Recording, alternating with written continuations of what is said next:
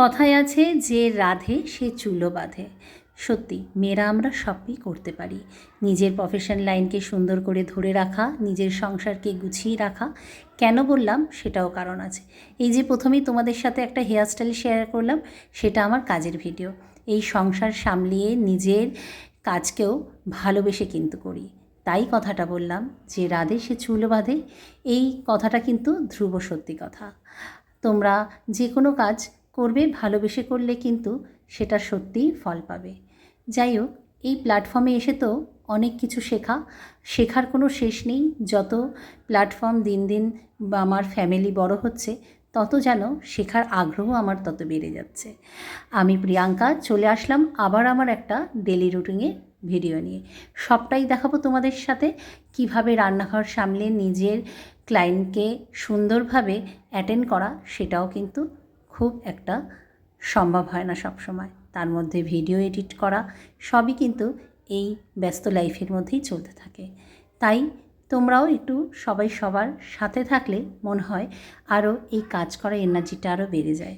দেখো, যথারীতি 2 দিন হয়েছে আমি কিন্তু একদম ফার্স্ট মর্নিংয়েই কাজবাজ সেরেই চলে আসছি রান্নাঘরে প্রত্যেক দিনে। তারপরে যাচ্ছি আমার ভগবানের কাছে। কেন ঠাকুর পুজো দিতে গিয়ে বারবার ব্রেক হলে আমার ঠিক ভালো লাগে না। আমার মনটা তখন ছটপট করে, কিন্তু এই যে সংসারের যেহেতু কাজবাজগুলো করতে হয়, তাই এখন ঠিক করেছি আগে কিচেনের কাজ সারবো, তারপরে ঠাকুর ঘরে যাব। তাও কিন্তু তখন বাজে প্রায় 7:30। আমি যেহেতু অনেকটাই সকালে উঠি বলতে পারো, প্রায় 5:30 কখনো 6টা, তাই জন্যই কিন্তু আমার ঠাকুর ঘরেও যাওয়া হয় সকাল সকাল 9টার মধ্যেই। রান্নাবান্না 8:30 থেকে 9টার মধ্যে কমপ্লিট করে ফেলি যতটুক করার। এই যে সকালেই ভাত আর মাছের ঝোল করে নিচ্ছি, কেন দাদামণি খেয়ে যাবে, আবার অফিসে নিয়েও যাবে। তাই জন্য ঝটপট করেই আগে কিচেনের কাজগুলো কমপ্লিট করে নিচ্ছি। আর ওদিকে আমার কর্তামশাই মাছের ডিম নিয়ে এসেছেন। আমার কর্তামশাই কিন্তু মাছের ডিম খেতে খুব ভালোবাসে, তাই আজকে মাছের ডিমটা বার করে রাখলাম। আর কাকিমা এসে সেটা করবে, আমি ততক্ষণে এই রুই মাছটা রান্না করে নিই।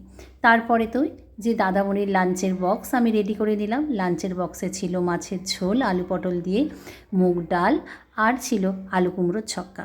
দেখো, আমার কিন্তু এদিকে টিফিন বক্স কিন্তু রেডি হয়ে গেল। তারপরেই চলে যেতে হবে স্নানে। দাদামণির খাবারটা বেড়েই রেখে দিয়ে ঠান্ডা হতেই চলে যাব স্নানে। স্নান করে এসেই চলে যাব আমার ঠাকুর ঘরে। আর দেখো, ঠাকুর ঘরে আজকে কত জবা ফুল। আমার পাশের বাড়ি এক দাদা আমাকে এত ফুল দিয়ে গেছে, আমার পুরো পুষ্পপত্রটা ভরে গেছে। আর এই যে বেলি ফুলগুলো দেখো কি সুন্দর না, অন্যরকম, বেশ খুব সুন্দর।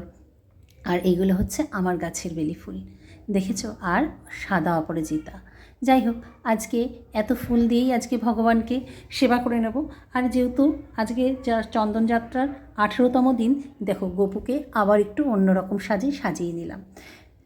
তোমাদের কেমন লাগছে অবশ্যই জানিও।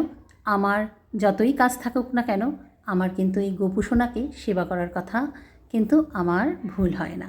আর বাবাকে আজকে গাছের বেলি ফুল দিয়ে একটু সুন্দরভাবে সাজিয়ে নেব। রোজ দিন তো অনেক ফুল ফোটে না, তাই সবার চরণে দিতে পারি না। এক এক দিন এক এক রকমভাবে ঘুরিয়ে ফিরিয়ে আমি সবার ভগবানের সব ভগবানের চরণেই দিই। দেখো, পুজো কমপ্লিট করেই ওদিকে দেখবো আমার এক বোন ক্লায়েন্ট এসে উপস্থিত, আমার সাথে দরকার।